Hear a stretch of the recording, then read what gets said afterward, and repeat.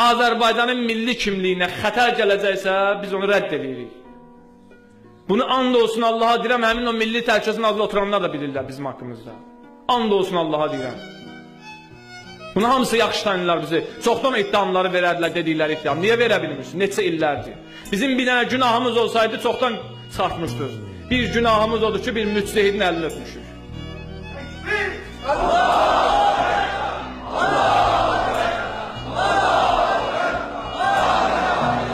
Bir mərcə təqlidi özünüz dəvət etmişsiniz.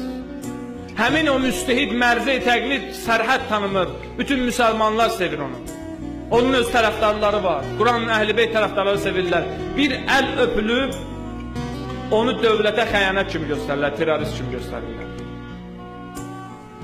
Bunu biz hara kimə deyək dərdimizi?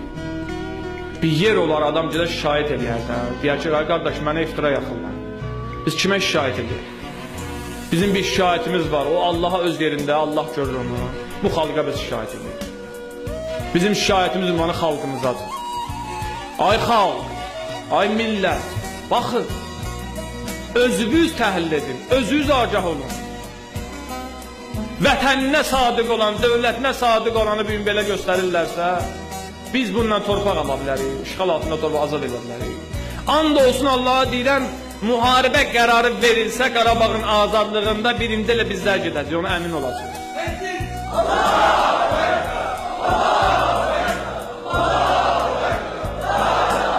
Bunu şəhid mübarizlə biz sübut eləmişik.